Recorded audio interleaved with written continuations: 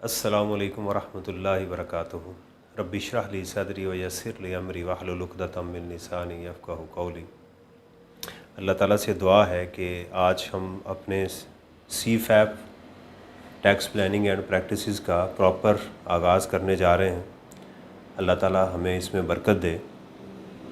हमारा जो स्टाइल होगा, इसमें सबसे पहले मैं सेल्स टैक्स को स्टार्ट करूँगा, फिर FED और फिर इनकम टैक्स के ऊपर इंशाल्लाह हम जो है वो फॉल करेंगे।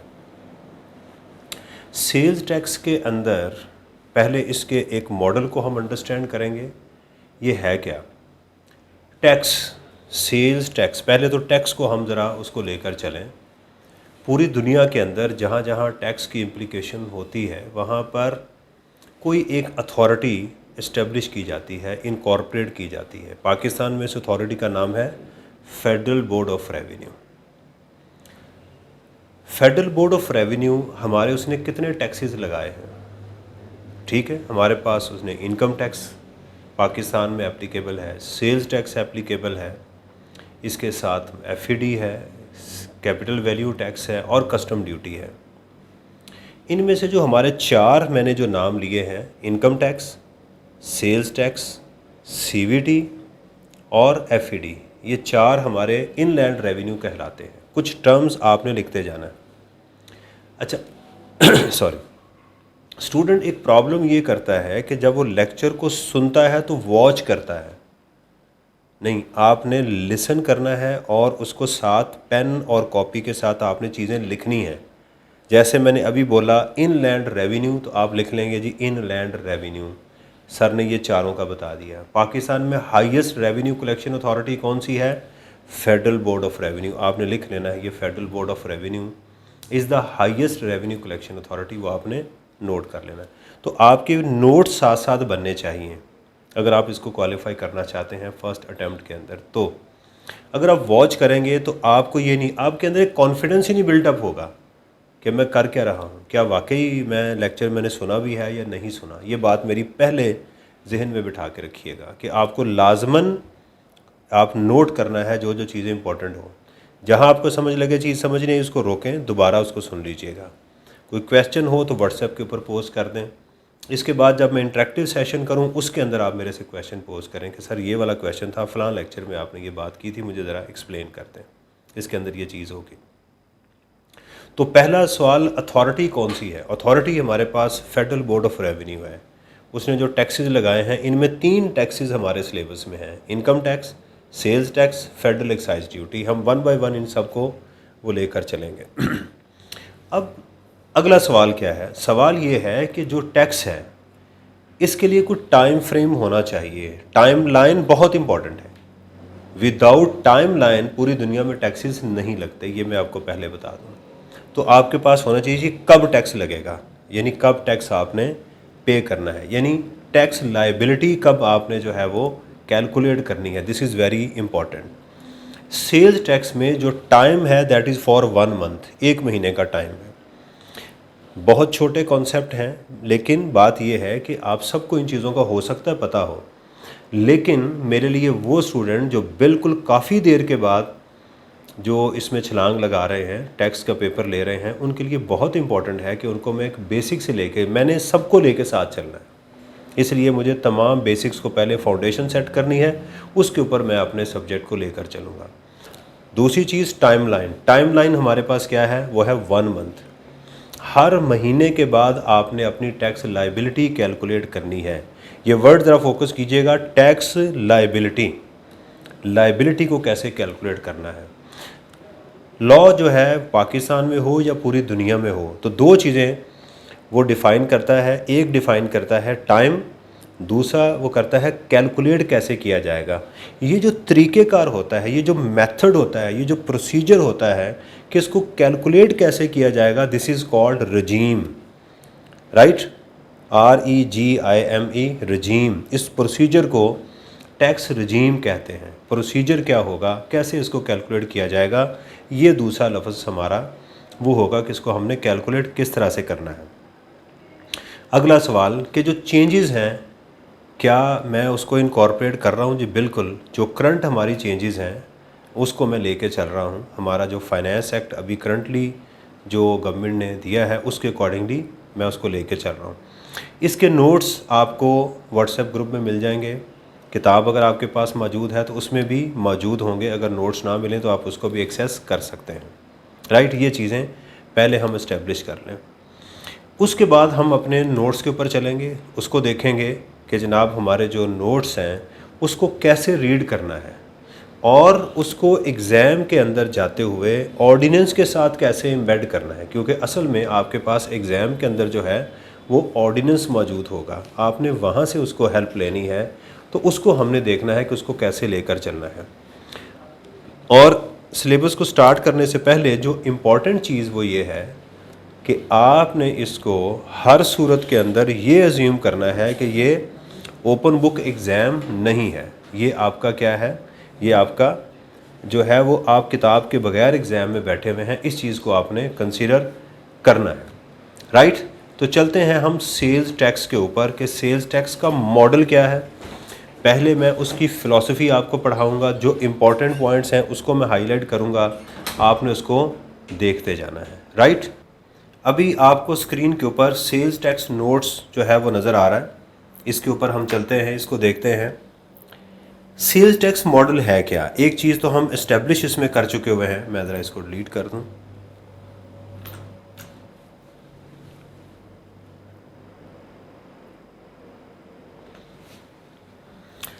देखें सेल्स टैक्स जो है वो है क्या, पहले ज़रा उसको हम अंडरस्टैंड करें। सेल्स टैक्स, दुनिया में दो ही चीज़ें बिकती हैं, गुड्स और सर्विसेज। इसी तरह जो हमारा सेल्स टैक्स है ये गुड्स के ऊपर भी है और सर्विसेज के ऊपर भी है। ठीक हो गया। गुड्स के ऊपर जो टैक्स है वो कौन ले रहा है, federal board of revenue. Services के ऊपर टैक्स कौन ले रहे हैं, प्रोविंसेस। ठीक है, ये है। तो पहले हम गुड्स के ऊपर डिस्कस करेंगे, उसके बाद हम सर्विसेज की बात करेंगे। इनकम टैक्स ऐसा नहीं है, इनकम टैक्स गुड्स और सर्विसेज दोनों के ऊपर एक ही हमारे पास मौजूद है। जो गुड्स के ऊपर वह है वो है हमारे पास सेल्स टैक्स एक्ट 1990, जो अब अपडेट हो चुका हुआ है। ठीक है, इसको मैं आपके साथ शेयर भी कर चुका हुआ हूँ, इसको देख लीजिएगा जो आपके पास मौजूद है, sales tax act on goods. हम पहले छोटी सी एग्जांपल से इसको लेते हैं कि अगर कोई आपके पास प्रोडक्ट है, लेट्स सपोज कि आपके पास आपने एक चीज़ बाय की 1 लाख रुपए की, तो आपने देखा होगा कि इसके अंदर साथ लिखा होता है जीएसटी, और इस वक्त जो हमारा जीएसटी रेट है दैट इज़ 18%। ठीक है जी, मैं ज़रा इसको बाकी चीज़ें ज़रा इसमें डिलीट कर दूं।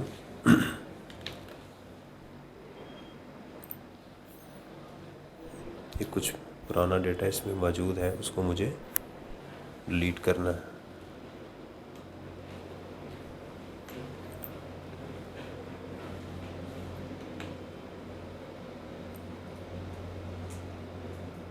ये मैं इसको ज़रा डिलीट कर लूँ ताकि आपको, ये पिछला लेक्चर था, या इसको हम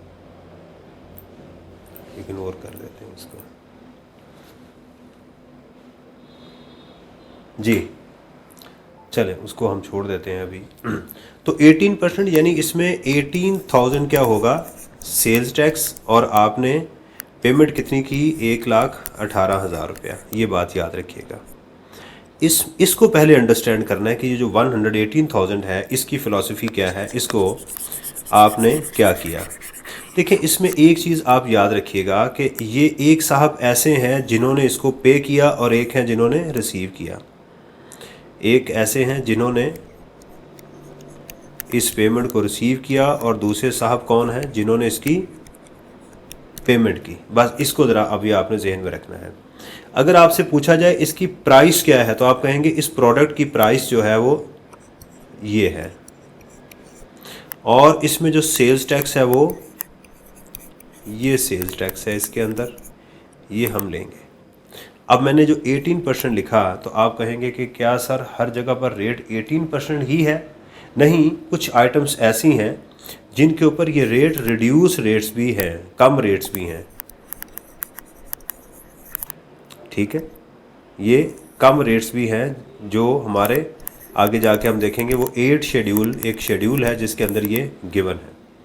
ठीक है, अभी फ़िलहाल हम मॉडल को वो सीखने जा रहे हैं। एक है जिसने इस पेमेंट को रिसीव किया और एक है जिसने इस पेमेंट को पे किया। अच्छा, इसके अंदर जो सेल है, जिस साहब ने इसको सेल की, और ये कहेगा जी मैंने परचेज की, तो जिन साहब ने इसको सेल किया है, याद रखें, उनकी क्या होगी, ये आउट। मैं अब टर्म यूज़ करने लगा हूँ, आउट। और जिन्होंने परचेज किया उनकी क्या हो गई, इन। अब थोड़ा सा लॉ ने समझ लें कि सेल को आउट कहा और परचेज को हमने इन कहा। तो ये जो टैक्स था, इसी निस्बत से इस टैक्स को आउटपुट टैक्स कहेंगे और इनपुट टैक्स जो है ये लफ्ज़ इस्तेमाल करेंगे हम। ठीक है जी, ये इनपुट और आउटपुट टैक्स जो है ये इसमें लफ्ज़ इस्तेमाल। अब आपके एक और टर्म आपके लिए आ गई, आउटपुट टैक्स और इनपुट टैक्स, ये हो गई। अब आपने बस जहन में रखना है कि आउटपुट टैक्स लिया जाता है और इनपुट टैक्स पे किया जाता है। दो पार्टीज थी, मिस्टर ए और मिस्टर बी, इन दोनों ने ये काम किया। ये एक मैंने बेसिक आपको इसकी फ़िलासफ़ी वो समझा दी। अच्छा, हम एक सप्लाई चेन छोटी सी बनाते हैं जिससे ये मज़ीद कॉन्सेप्ट क्लियर हो जाए। ठीक है, वो हम बनाते हैं। हम लेट्स सपोज हम कहते हैं कि एक थे मिस्टर फ़ाहद और मिस्टर असमत और मिस्टर शराज। मिस्टर फ़ाहद ने मिस्टर असमत को एक प्रोडक्ट बेची 1 लाख रुपए की, और मिस्टर असमत ने यही प्रोडक्ट आगे बेच दी 1,20,000 रुपये। मैं ज़रा कैलकुलेटर निकाल लूँ।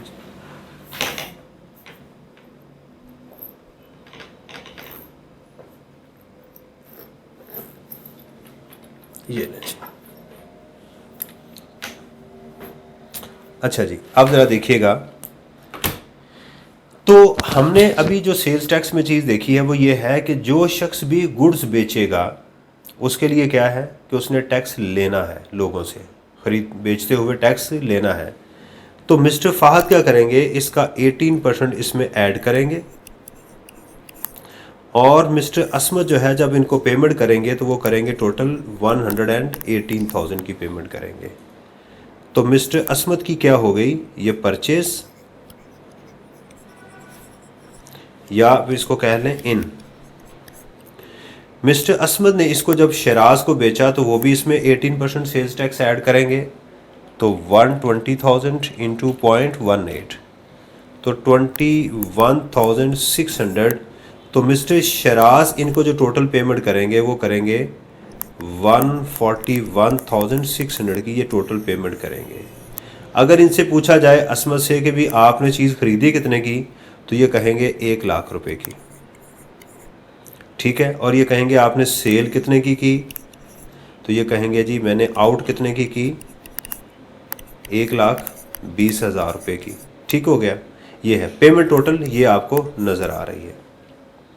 अब इसके ऊपर हम टैक्स की बात करते हैं कि हमारे पास जो टैक्स था, इन्होंने पे कितना किया, इट वाज 18,000, और इन्होंने सेल कितना किया, इस टैक्स लिया कितना 21,600। अज्यूम कि मिस्टर असमत जो है हमारे पास ये सेल्स टैक्स के साहब हैं जो सेल्स टैक्स में रजिस्टर्ड भी हैं। इस महीने इन्होंने सिर्फ एक ही ट्रांजैक्शन की, राइट। इसकी मैं साथ अगर डेट मेंशन कर दूं तो थोड़ी सी आसानी होगी। लेट्स सपोज कि इन्होंने परचेज़ की 2 जनवरी 2023 के अंदर, और इसको उन्होंने बेच दिया 15 जनवरी 2023 के अंदर, और इसके बाद बिल्कुल बैठ गए। अब डिपार्टमेंट इनसे क्या कहता है, इसको हम बोलेंगे आउटपुट टैक्स, और इसको हम बोलेंगे इनपुट टैक्स। बस ये बात आपने जहन में रखनी है, इनपुट हम दे रहे हैं, आउट है, एक्सपेंसेस के ऊपर है, और आउटपुट हम क्या कर रहे हैं, लोगों से ले रहे हैं। अब डिपार्टमेंट को किस चीज़ से गर्ज है, टैक्स के साथ, उसको इस बात से गर्ज है। वो कहता है साहब आपने कितना टैक्स दिया, हम कहते हैं जी हमने दिया 18,000। वो कहते हैं जी आपने लोगों से लिया कितना, कहते हैं जी 21,600 मैंने लिया है, राइट। तो इसमें क्या वो डिपार्टमेंट कहता है कि साहब एक काम करें कि जो आपने टैक्स दिया था, राइट, और जो लोगों से लिया है उसमें से यानी 21,000 में से आप क्या करें, आप अपने पैसे दोबारा अपने पास रख लें। ठीक हो गया जी, मैं रख लेता हूँ। वो कहता है जी बाकी पैसे कितने बचे आपके पास, तो आप कहते हैं जी बाकी जो पैसे मेरे पास हैं वो 3,600। ठीक है, ये कहता है कि ये मुझे पे करते हैं, ये आपने किसको देने हैं, FBR को। This is what called tax liability. इसको क्या बोलेंगे, टैक्स लायबिलिटी आप इसको बोलेंगे। अगली चीज़, कितनी टर्म्स आपको समझ आ गई, FBR क्या है, इनलैंड रेवेन्यू किसको कहते हैं, सेल्स टैक्स लायबिलिटी कैसे कैलकुलेट की जाती है। इसके लिए मैंने जो नई टर्म आपको बताई कि आउटपुट टैक्स क्या है और इनपुट टैक्स क्या है। एग्ज़ाम के अंदर आपने हर सूरत में न्यूमेरिकल में से टैक्स निकालना है, तो आपका दूसरा फॉर्मूला क्या हो गया, आउटपुट टैक्स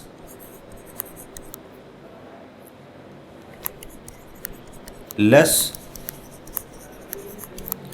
इनपुट टैक्स। तो अगर आपसे कोई पूछे कि यार सेल्स टैक्स लायबिलिटी कैसे कैलकुलेट की जाएगी, तो आप कहेंगे output tax minus input tax. बस ये सादा सी बात आपने जहन में रखनी है कि आउटपुट टैक्स वो टैक्स है जो हम लोगों से लेते हैं और इनपुट हम लोगों को देते हैं। ये तो बड़ी सादा सी मिसाल थी जिसके ऊपर मैंने अपना फार्मूला ड्राइव किया। अब हमारी सारी गेम जो है वो इसी फार्मूला के ऊपर चलेगी, output tax minus input tax. Exam के अंदर जो भी लाइन होगी उसका नॉर्मली जो लिंक होगा वो इसके साथ होगा या इसके साथ होगा। अब एक नया सवाल जहन में आता है कि सर ये सेल्स टैक्स एग्ज़ाम के अंदर मुझे कैसे मिलेगा, मुझे अमाउंट्स कैसे मिलेंगी, मैं कैलकुलेट कैसे करूँगा, ये इम्पॉर्टेंट चीज़ है। क्या मुझे एग्जामिनर अमाउंट देगा जिसमें टैक्स शामिल होगा। देखें मिस्टर असमद ने जो सेल की है वो की तो उसने 1,20,000 की है, उसमें टैक्स शामिल है 21,600 रुपये, 21,600। तो अब हमारे पास क्या क्या चीज़ें आ गई, नंबर 1 हमारी सेल प्राइस या परचेज प्राइस, और इसके अंदर एक हमारी सेल्स टैक्स की अमाउंट है, ये है 120,000 और ये है 21,600, और इसको मिला लेंगे तो ये बन जाएगा 141,600 बन जाएगा। तो एग्ज़ाम में ये प्राइस जो है ये हमारी एक्सक्लूसिव ऑफ टैक्स है, ये हमारा सेल्स टैक्स है, और ये हमारी प्राइस इंक्लूसिव ऑफ टैक्स है। तो एग्ज़ाम में मुझे क्या चीज़ मिलेगी, A, B या C। चूँकि मैंने किस पे पहुंचना है, मुझे तो अल्टीमेटली ये वाली फिगर चाहिए। यस, इसके तीनों चीज़ें हो सकती हैं एग्ज़ाम के अंदर। अगर एग्जामिनर बिल्कुल खामोश है और वो कहता है जिसने सेल की है, तो हमेशा आप इसको लेंगे, अज्यूम करेंगे कि ये प्राइस क्या है, एक्सक्लूसिव ऑफ सेल्स टैक्स है। ये प्राइस क्या लेनी है आपने, याद रखिएगा ये अजम्पशन होगी। हाँ, अक्सर एग्जामिनर बता देता है कि all prices are exclusive of sales tax. दूसरा, अगर वो कहे कि ये price inclusive of sales tax है, तो फिर आपने उसको इंक्लूसिव लेना है। अगर एग्जामिनर साइलेंट है एग्ज़ाम के अंदर, तो आपने इसको एक्सक्लूसिव लेना है। सम टाइम वो आपको टैक्स की डायरेक्ट अमाउंट भी दे देता है, इसके लिए टैक्स का वर्ड इस्तेमाल करता है, इसके लिए वो इनपुट का वर्ड भी इस्तेमाल करता है, आउटपुट का वर्ड भी इस्तेमाल करता है। ये भी बात ध्यान में रखिएगा। नॉर्मली आपको लिए जो टैक्स का वर्ड यूज़ करेगा ये इलेक्ट्रिसिटी बिल के साथ नॉर्मली आपको एग्ज़ाम में मिलेगा।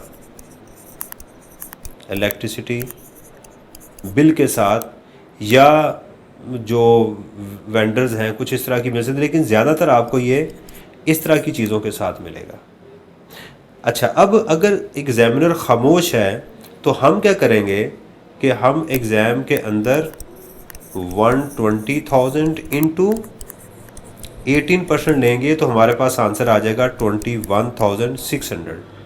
लेकिन अगर वो इंक्लूसिव ऑफ टैक्स होगा तो फिर हम करेंगे 141,000 इंटू 18% डिवाइडेड बाय 118%, या दूसरे अल्फाज में 0.18 डिवाइडेड बाय 1.18। देखें, इसको करके देखिएगा कैलकुलेटर में, 141,000 इंटू 0.18 डिवाइडेड बाय 1.18, तो फिर भी आंसर क्या आ जाएगा 21,600।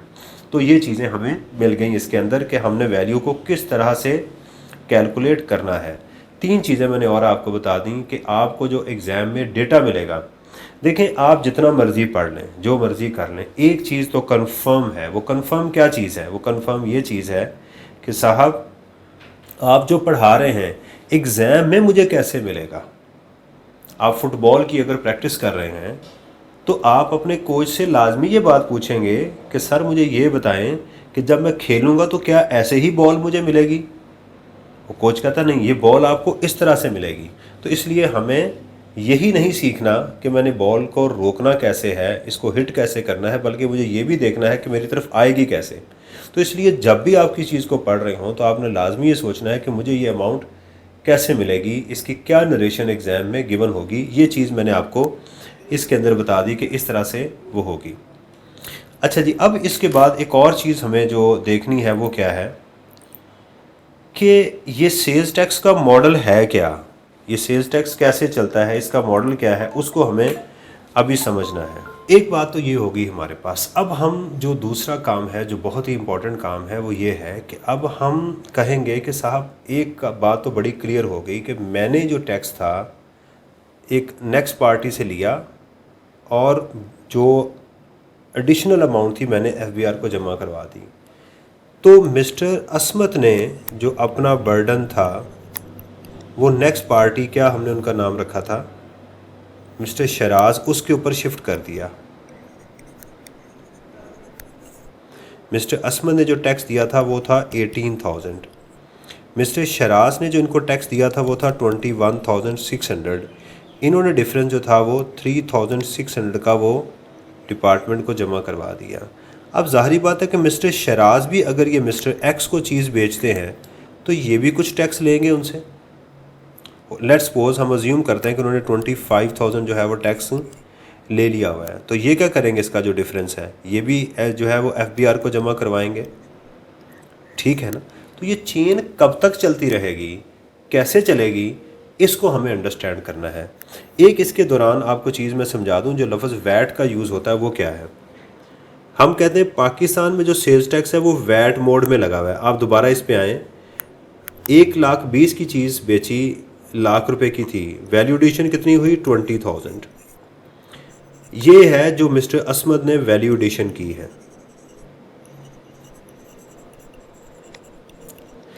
अब अगर आप इसका 18% लेंगे ना तो आपको ये आंसर मिल जाएगा। तो इसीलिए हम कहते हैं कि पाकिस्तान में जो सेल्स टैक्स है वो वैल्यू एडिशन मोड में लगा हुआ है, जनरल। इसीलिए सेल्स टैक्स को जनरल सेल्स टैक्स भी कहते हैं। आपने इनकम टैक्स के साथ जनरल इनकम टैक्स का कभी वर्ड नहीं सुना होगा। ये सिर्फ इनकम टैक्स के, सेल्स टैक्स के साथ है। जनरल यानी एक ब्लैंकेट रेट है, वो सब के ऊपर एप्लीकेबल है। अच्छा, सेल्स टैक्स में मेरा ख्याल है इसलिए भी इसको जनरल सेल्स टैक्स कहते हैं क्योंकि पाकिस्तान में ये इंडिविजुअल के ऊपर भी ये है, पार्टनरशिप जो फर्म है, एओपी जो है उनके ऊपर, और कंपनी सब के ऊपर ये सेम रेट है। जबकि इनकम टैक्स में अगर आप जाएंगे तो आपको सैलरीड, नॉन सैलरीड और कंपनी के रेट्स डिफरेंट मिलेंगे, इसलिए इसको जनरल सेल्स टैक्स भी कहते हैं। ये तो इससे हमें कुछ चीज़ें हमने आइडेंटिफाई कर ली। टैक्स लायबिलिटी कैसे कैलकुलेट की जाएगी, आउटपुट में से इनपुट हमें होगा। एग्ज़ाम में इंफॉर्मेशन कैसे गिवन होगी, तो बिल्कुल बेसिक मॉडल जो इसकी बेस है मैंने आपको बता दी कि आप लोगों से टैक्स लेंगे और उसमें देंगे और बाकी क्या करेंगे, आप उसको रिफ़ंड कर देंगे। ये वाला हमारा सिलसिला जो है ना वो बनेगा। अब हमें इसमें क्या देखना है, पूरी सप्लाई चेन को, कि साहब ये चेन कहाँ तक और कैसे चलेगी। मैं ज़रा इसको जूम कर लूँ आपके सामने।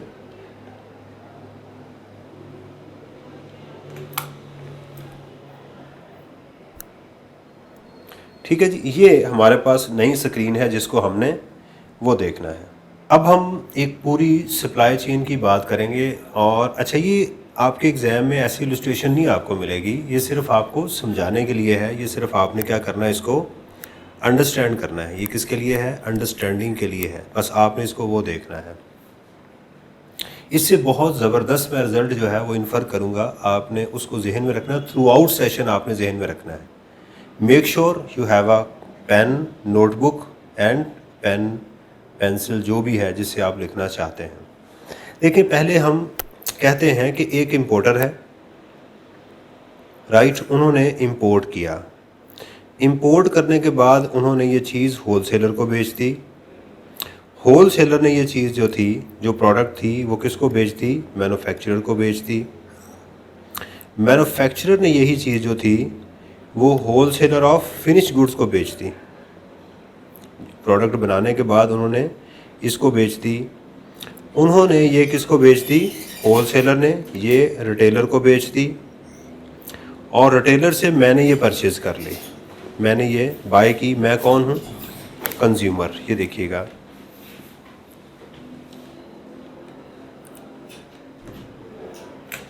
मैं कंज्यूमर हूँ। ये ज़रा जहन में रखिएगा, ये लफ्ज़ बहुत इम्पॉर्टेंट है। अब मैं यहाँ से पहले ऑपोजिट चलता हूँ। मैंने रिटेलर से कहा कि साहब ये पंखा मुझे आप बेच दें।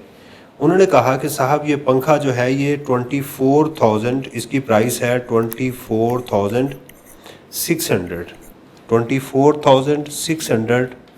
और उन्होंने कहा जिसमें मैं आपसे सेल्स टैक्स चार्ज करूँगा, GST 4,428। तो टोटल मैं पेमेंट उनको करूँगा इक्वल टू 29,028।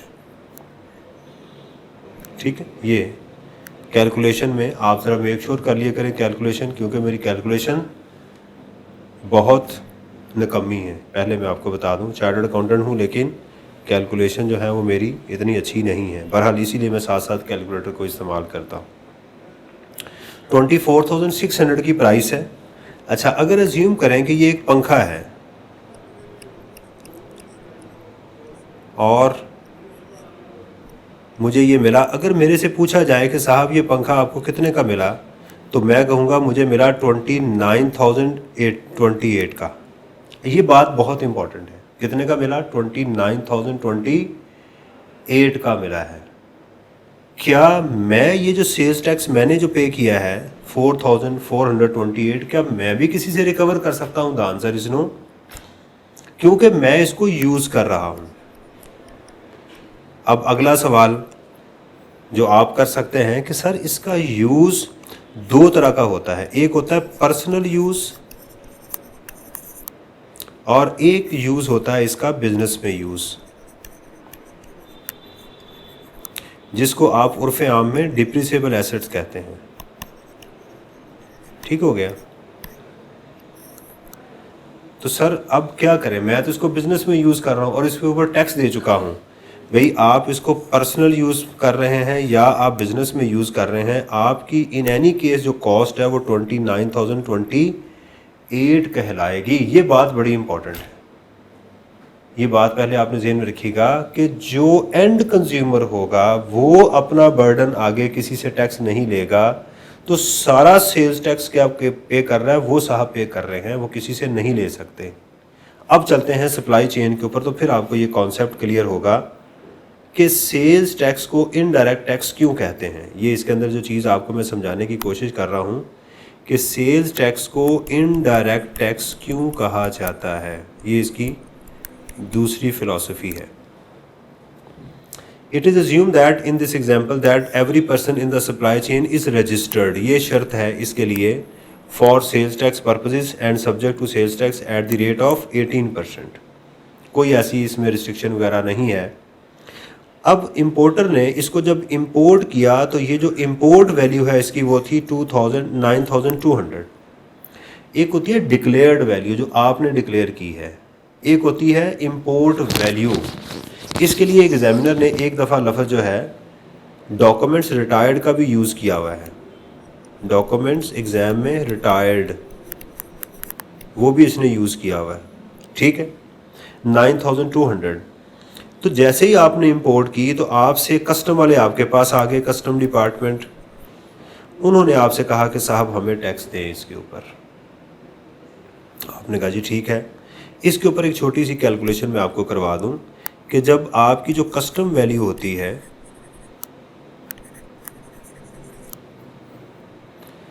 लेट्स सपोज जैसे इसमें मैं अज्यूम कर रहा हूं कि वो 1 लाख रुपया कोई और वैल्यू ले रहा हूं, तो इसमें सबसे पहले कस्टम ड्यूटी ऐड की जाती है।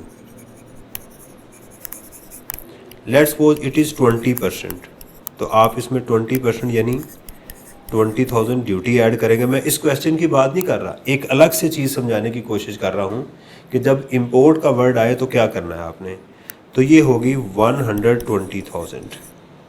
इसमें अगर इसके ऊपर FED लगी है वो ऐड होगी, लेट्स सपोज कि इसमें FED है वो 10% से, तो ये हो जाएगी आपकी 12,000। फिर वो इसमें ऐड होगी तो ये बन जाएगी 132,000। ये वैल्यू मेरे पास आ जाएगी। मैं हट गया हूँ इलस्ट्रेशन से, इंपोर्ट की मैं आपको बात करने लगा हूँ कि इंपोर्ट की वैल्यू एग्ज़ाम में कैसे कैसे गिवन हो सकती है इंपोर्ट के केस में। अब एक बात सुनिएगा, आपसे ये पूछा जाएगा कि भाई ये जो चीज़ आपने ख़रीदी है ये आपकी रीसेल के लिए है जिसको आप फिनिश गुड्स कहते हैं, या ये आपका रॉ मटेरियल है जिसको इन हाउस कंजम्पशन कहते हैं।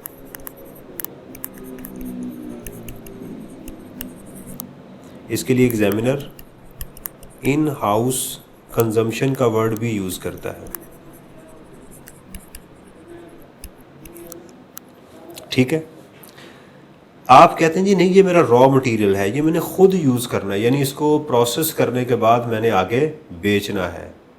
उस सूरत में आपसे जो GST लिया जाएगा वो नॉर्मल लिया जाएगा, यानी 18%। तो 132 का अगर हम 18% लें तो बन जाएगा 23,760। मुझे एग्ज़ाम में ये वैल्यू चाहिए थी। क्या हर दफ़ा एग्ज़ाम के अंदर ऐसे ही डेटा गिवन होता है? The answer is no, the answer is no.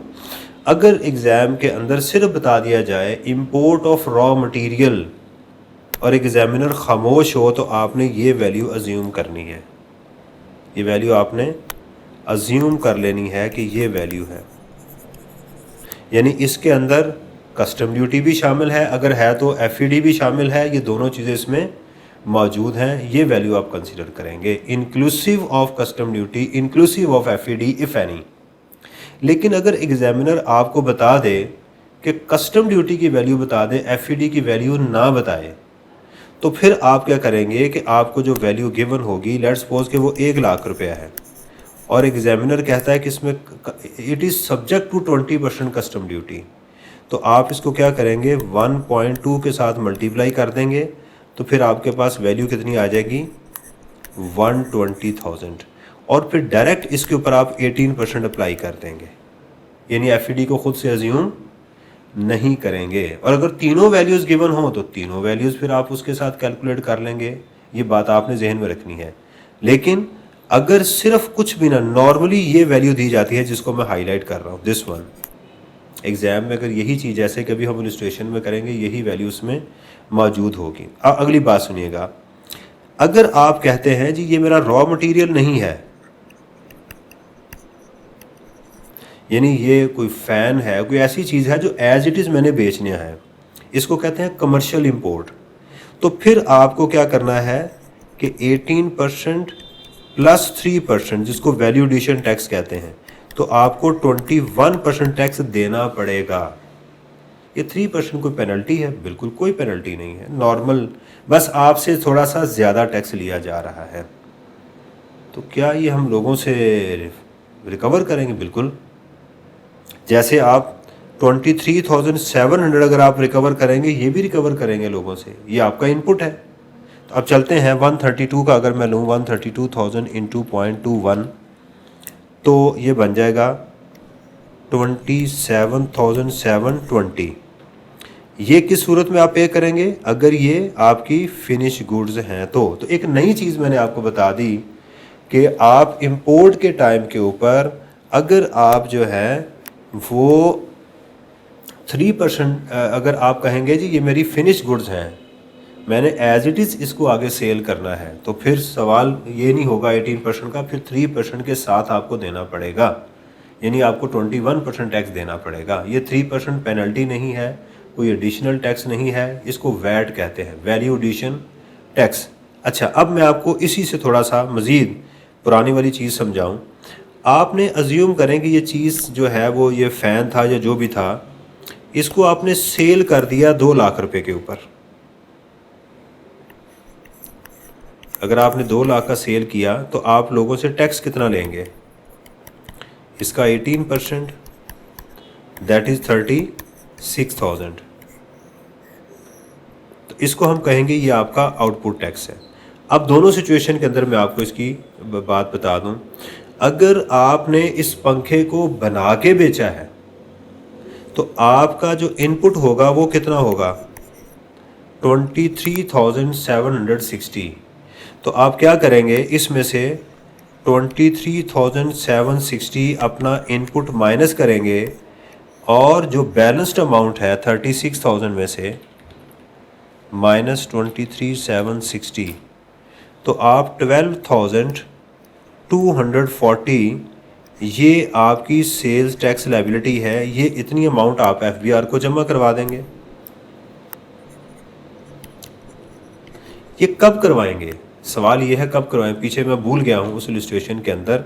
ये कब करवाएंगे? ये आप नेक्स्ट मंथ में जाके, लेट्स सपोज कि ये जनवरी है तो ये अमाउंट आप जाके फेब को, और फेब की नॉर्मल 15 है, ऑनलाइन में ये 18 है, उस तारीख तक जमा करवाएंगे। यानी हर महीने आप अपना इस तरह से आउटपुट में से इनपुट माइनस करेंगे, आउटपुट जो लोगों से टैक्स आपने लिया हुआ है और इनपुट जो दिया हुआ है वो किसको दिया है? या तो इंपोर्ट किया तो कस्टम वालों को दिया होगा, और अगर आपने परचेज किया है तो आपने लोकल किसी बंदे को दिया होगा, ठीक है, उसमें से आप माइनस करेंगे। अच्छा, हम कहते हैं कि नहीं, मैंने पंखा ऐसे ही इंपोर्ट किया था, मैंने पंखा ही इंपोर्ट किया था, बेचा कितने का आपने? 36,000, इसको 2 लाख रुपए का, तो आपका आउटपुट कितना हो गया? 36,000। फिर उस सूरत में इनपुट कितना होगा? वो होगा आपका 27,720। तो फिर आप डिपार्टमेंट को क्या पे करेंगे? 36,000 माइनस 8,280, ये आपका इनपुट, ये आपकी सेल्स टैक्स लायबिलिटी। तो आप देखिएगा दोनों सूरतों में मैंने अगर 18% टैक्स दिया तो मैंने जो टैक्स रिसीव किया उसमें से 18% माइनस कर लिया, and if I have paid 21% tax तो मैंने उसको रिकवर कर लिया। दोनों सूरतों में इंपोर्टर ने अपना बर्डन आगे शिफ्ट कर दिया। तो ये एक कैलकुलेशन मैंने आपको बतानी थी इंपोर्ट के रिगार्डिंग, ताकि चीज़ें आहिस्ता आहिस्ता हमारी क्या हों, क्लियर होती जाएं। ये बात ज़रा देखिएगा हमारी, ये इंपोर्ट के रिगार्डिंग, ये मेरी इसका स्क्रीनशॉट अगर आप ले सकते हैं वो देख लें, ये चीज़ है। मैं इसको ज़रा कंक्लूड कर दूं। अगर एग्ज़ाम के अंदर आपको कुछ ना मेंशन किया जाए तो आप उसको custom duty, sales tax, custom duty और एफईडी को शामिल करके लेंगे। और दूसरी चीज़ जो आपको बताई जा रही है वो ये है कि अगर ये रॉ मटेरियल हो तो आप 18% लेंगे, और अगर ये आपकी फिनिश गुड्स हो तो आप क्या करेंगे? 21% उसका चार्ज करेंगे। ये बात मैंने आपको बता दी। स्टूडेंट कहता है कि सर क्या मैं आगे मैं भी लोगों से 3% ले सकता हूँ? नहीं, ये याद रखिए कि ये जो 3% का कॉन्सेप्ट है स्ट्रिक्टली आपका इसका ताल्लुक इनपुट के साथ है। ये कहीं नोट कर लें, सोचना भी नहीं है आउटपुट के साथ। You are not allowed to take 3% tax from the people. ये सिर्फ कस्टम डिपार्टमेंट का, जब भी वैल्यूडेशन का जिक्र आए तो आपने सोचना है पे किया है, और ले कौन सकता है? कस्टम डिपार्टमेंट, आप लोगों से नहीं ले सकते, ये बात जहन में रखिएगा। चलें, एक चीज़ आई थी इंपोर्ट हमारे सामने, तो हमने उसको भी कंक्लूड कर लिया, ताकि आइंदा ये जितनी चीज़ें हैं मैं आपको बता रहा हूँ ये बहुत इंपॉर्टेंट है, एक्सट्रीमली इंपॉर्टेंट। चलें दोबारा चलते हैं। आपने इंपोर्ट की 9200 की, डिपार्टमेंट ने आपसे क्या कहा कि साहब इसके ऊपर मुझे टैक्स दें, तो ये आपने कितना पे कर दिया? इसका 18%, 9200 इंटू 18%, ये आपने किसको पे कर दिया? कस्टम डिपार्टमेंट को। कस्टम डिपार्टमेंट ने ये क्या किया? एफपीआर को जमा करवा दिया। आपने यही चीज़ आगे बेच दी 11,000 की। आपकी इंपोर्ट वैल्यू थी 9200 और आपने सेल कर दी कितनी? 11,000 की। अब आप क्या करेंगे? आप भी 11,000 का 18% लेंगे, आउटपुट टैक्स यानी रिसीव करेंगे। तो आपने होल सेलर से ले लिया 1980, तो ये आपका आउटपुट और ये आपका इनपुट हो गया। तो महीना ख़त्म हो गया, डिपार्टमेंट पूछेगा साहब आपने कस्टम वालों को कितने पैसे दिए थे? आप कहेंगे जनाब मैंने कस्टम को 1656 दिया था। ओके जी, फाइन, नो इशू। आपने जब इस पंखे को बेचा, यानी जैसे रॉ मटेरियल कुछ ऐसे करें, बेचा आपने, क्योंकि मैं 18% ले रहा हूँ, इसका मतलब रॉ मटेरियल है, बेचा, तो आपने लोगों से टैक्स कितना लिया? मैंने कहा जी 1980। तो उसने कहा अपने पैसे अपने पास रखो, एडिशनल अमाउंट मुझे जमा करा दो। तो ये जो इम्पोर्टर था उसने ये पैसे जाके टैक्स डिपार्टमेंट को जमा करवा दिए। अब यही जो अमाउंट थी, इसका अगर आउटपुट है तो आगे जो होलसेलर है रॉ मटेरियल वाले का, उसका क्या हो गया? उसका इनपुट बन गया। अब इसने क्या किया कि यही पंखा जो 11,000 का था उसने आगे 11,600 का बेच दिया। तो जाहिर बात है कि 11,600 पे जिसने इसको आगे बेचा है वो भी इसका 18% लेगा टैक्स। वो कितना आ गया? 2088। महीना ख़त्म हो गया, डिपार्टमेंट इससे पूछेगा साहब इतने पैसे आपने रिसीव किए और ये आपने पे किए हैं। कहेगा जी ठीक है। वो कहते हैं दोनों का जो डिफरेंस है मुझे पे कर दें। तो ये जो हमारा होल सेलर था रॉ मटेरियल का, उसने पे कर दिए टैक्स डिपार्टमेंट को। तो आप देखें, इंपोर्टर ने कस्टम वालों को दिए पैसे, तो उसने रिकवर किससे कर लिए? होल सेलर से। होल सेलर ने यही अमाउंट किसको दी? आगे मैन्युफैक्चरर को, जिसने पंखा बनाना था। तो इसका क्या हो गया? आउटपुट, और इसका क्या बन गया? इनपुट बन गया। ठीक है जी, इसका इनपुट बन गया। इसने मैन्युफैक्चरर ने बनाने के बाद आगे ये जो पंखा था वो बेच दिया 23,600 का। किसको? होल सेलर को। होल सेलर आया, उन्होंने कहा सर पंखे बन गए जी, तैयार हो गए हैं जी, आप ले जाएं। कितने का जी? 23,600 का। तो 23,600 का वो भी इनसे क्या करेगा? 18% टैक्स लेगा इसके साथ। तो ये मैन्युफैक्चरर का क्या हो गया? आउटपुट, और ये मैन्युफैक्चरर की इनपुट। तो ये उसने जो टैक्स दिया हुआ है इसको, होल सेलर को, ये उसमें से माइनस करेगा और डिफरेंस जाके मैन्युफैक्चरर ये भी एफबीआर को जमा करवा देगा महीना ख़त्म होने के बाद। आगे चलते हैं। इसके बाद मैन्युफैक्चरर ने जो होलसेलर को बेचा था, तो इसका क्या बन गया? इनपुट। इसने यही पंखा जो था वो आगे बेच दिया 24,000 के अंदर। तो जाहिर बात है कि ये जब रिटेलर को बेचेगा तो रिटेलर से उसका 18% टैक्स लेगा। ये इसका आउटपुट हो गया, ये इसका इनपुट, ये इसमें से माइनस करेगा। तो ये जो होल सेलर है फिनिश्ड गुड्स का, ये 72 रुपीज़ जाके डिपार्टमेंट को जमा करवा देगा। फ़ाइन। अब आ गई मेरी बारी। मैं तो बात कर चुका हूँ कि जब ये मुझे बेचेगा तो मेरे से इसने मुझे बेच दिया 24,600 का। ये इसका आउटपुट था, तो इसका क्या बन गया? यानी एक की सेल दूसरे की परचेज बन जाएगी। तो ये इसका आउटपुट बन गया रिटेलर का, ये इनपुट, ये इसमें से माइनस करेगा और ये भी डिपार्टमेंट को रिटेलर जो है जमा करवा देगा। अब अगर देखें इन तमाम अमाउंट्स को ऐड करें, 1 2 3 4 5 6 सबको, तो ये बनता है 4428, और ये वो टैक्स है जो मैंने जमा करवाया हुआ है। तो आप इस तरह से अगर हम इसको समराइज़ करें, इंपोर्टर ने टैक्स दिया था किसको? कस्टम डिपार्टमेंट को। इसने किससे रिकवर कर लिया? होल सेलर जो रॉ मटेरियल का था उसने किससे रिकवर कर लिया? मैन्युफैक्चरर से। मैन्युफैक्चरर ने किससे रिकवर कर लिया? होल सेलर फिनिश्ड गुड से। उसने किससे रिकवर किया? रिटेलर से। रिटेलर ने किससे रिकवर किया? मेरे से, कंज्यूमर से। तो हर एक का जो बर्डन था वो चलता चलता सारे का सारा किस पे कर गया? कंज्यूमर के ऊपर। इसीलिए सेल्स टैक्स को इनडायरेक्ट टैक्स कहते हैं। इसीलिए इसको क्या बोलते हैं? इनडायरेक्ट टैक्स वो बोलते हैं। इतनी लंबी कहानी सुनाने का मकसद एक ही था, वो ये था कि जो कंज्यूमर होता है, ये बात याद रखिएगा, कंज्यूमर जो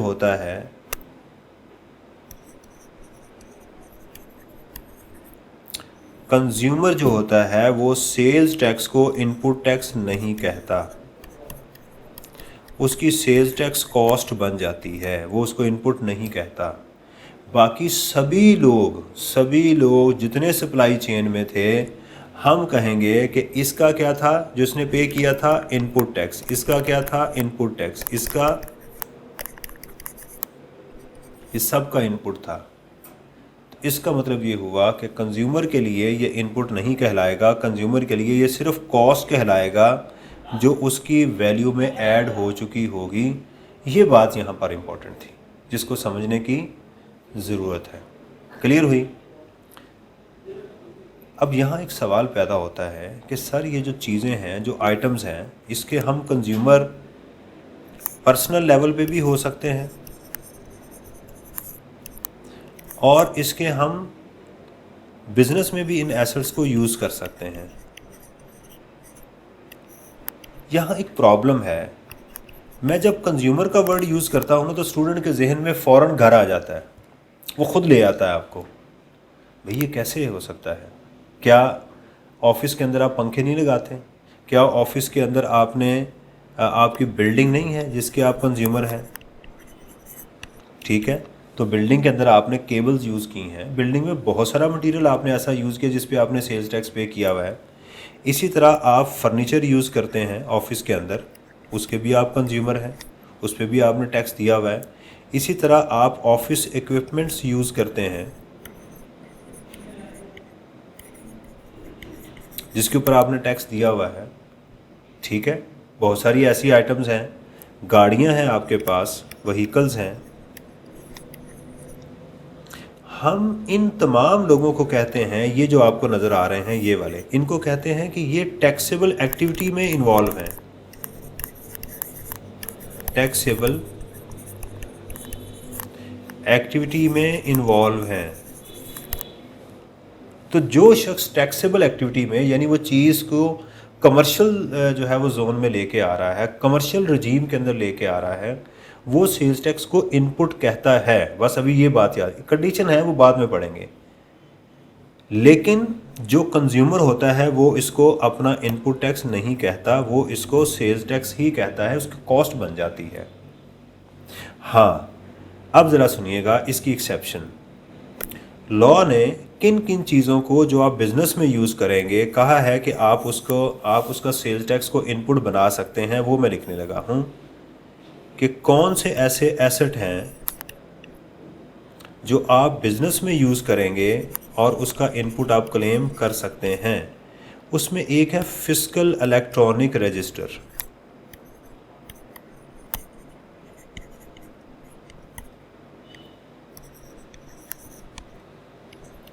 ये फिस्कल इलेक्ट्रॉनिक रजिस्टर क्या होता है?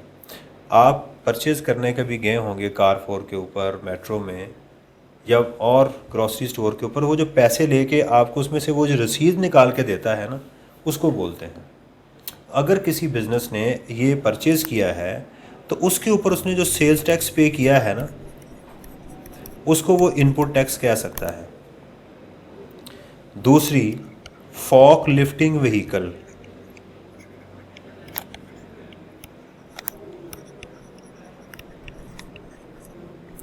ये फॉक लिफ्टिंग व्हीकल्स क्या होती हैं? वो गाड़ियाँ जो गोडाउन से कुछ चीज़ें वो निकाल के लाती हैं। वो जो जैसे वे पुलिस वाले नहीं उठा के लेके जाते, गाड़ियाँ जो हैं वो गलत पार्किंग हो तो उठा के ले जाते हैं, उन गाड़ियों को फॉक लिफ्टिंग व्हीकल्स कहते हैं। अगर आपने उनको बिज़नेस में यूज़ कर रहे हैं तो उसका भी सेल्स टैक्स आपका क्या बन जाएगा? इनपुट बन जाएगा। तीसरी चीज़, वो प्लांट एंड मशीनरी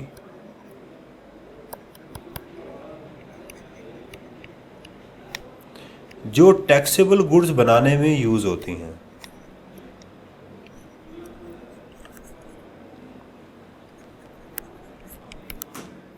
इनका तो 3 चीज़ें मैंने आपको बताई हैं।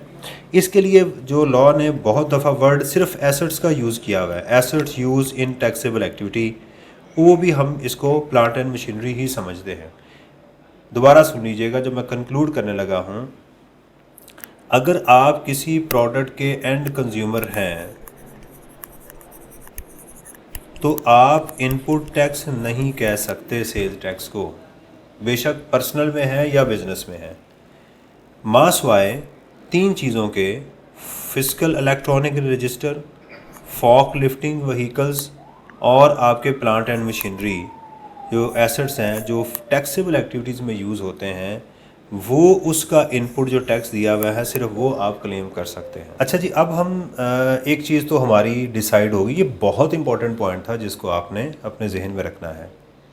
अब सवाल एक था कि सेल्स टैक्स को इनपुट टैक्स कौन कहेगा जो टैक्सेबल एक्टिविटी में इन्वॉल्व है, इस बात को जहन में रखना है, ये टर्म्स आपने जहन में रखनी है। दूसरा, उसका रजिस्टर्ड होना भी लाजमी है। अब यहाँ से एक और सवाल मिला, किस किस को रजिस्टर्ड होना चाहिए? ये आपके सामने जो टेबल आपको आपकी किताब में नज़र आ रहा है, हर इंपोर्टर को रजिस्टर्ड होना है, होल सेलर को रजिस्टर्ड होना है, डिस्ट्रीब्यूटर को रजिस्टर्ड होना है, रिटेलर सिर्फ टियर 1 वालों को रजिस्टर्ड होना है। ये क्या है इसको बाद में डिस्कस करेंगे। मैन्युफैक्चरर, हर मैन्युफैक्चरर के लिए रजिस्टर्ड होना लाजमी नहीं है। किसको रजिस्टर्ड होना है? जो कॉटेज इंडस्ट्री नहीं है, कॉटेज इंडस्ट्री के लिए रजिस्टर्ड होना लाजमी नहीं है। 2 चीज़ें मैंने आपसे बात की हैं। हर रिटेलर को रजिस्टर्ड होना नहीं है, टियर 1 रिटेलर को रजिस्टर्ड होना है। मैं यह हाईलाइट करता हूँ, इंपोर्टर को रजिस्टर्ड होना है, होलसेलर, डिस्ट्रीब्यूटर, रिटेलर टियर 1 को, ये टियर 1 बड़े बड़े जो होते हैं, इसकी डेफिनेशन आगे गिवन है, और वो मैन्युफैक्चरर जो कॉटेज इंडस्ट्री नहीं है, इनके लिए रजिस्टर्ड होना लाजमी है। ये हमारा एक चीज़ है। अब मैं आज के लेक्चर को मैं अगर कंक्लूड करूं तो वो क्या है, ज़रा सुनिएगा। आज का मेरा जो लेक्चर है उसको मैं इस तरह से कंक्लूड करने लगा हूं। नंबर 1, हर जो हमारा टैक्स है उसका एक पैरामीटर है, उसका एक रजीम है, जैसे कि उसको क्या करना है, उस कैलकुलेशन के तरीके को वज़ा करना है, उसको हम रजीम कहते हैं। नंबर 1, सेल्स टैक्स की रजीम क्या है? सेल्स टैक्स की रजीम ये है कि आप आउटपुट टैक्स, लोगों को जब कोई चीज़ बेचते हैं, फॉर एग्ज़ाम्पल ये स्टाइलस मैंने बेचा तो लोगों से टैक्स लूँगा, ये टैक्स, और जिससे मैंने ख़रीदा उसको जो टैक्स दिया हुआ है, मैं अपना टैक्स अपनी जेब में रखूँगा, जो ज़्यादा टैक्स लोगों से मैंने लिया वो आगे जमा करवा दूँगा FPR को, सो ऑन। आखिर में जो इसको यूज़ करेगा उसके लिए बर्डन बनेगा, बाकी किसी के लिए बर्डन या कॉस्ट नहीं बनेगा। लेकिन 3 चीज़ें ऐसी हैं जो आप बिज़नेस में इस्तेमाल कर रहे हों, fork lifting vehicle, physical electronic register और आपका प्लांट एंड मशीनरी जो टैक्सेबल एक्टिविटी में यूज़ होता है, आप उसको क्या कर सकते हैं, उसका इनपुट भी आप क्लेम कर सकते हैं। ये बात मैंने आपको वज़ा की है।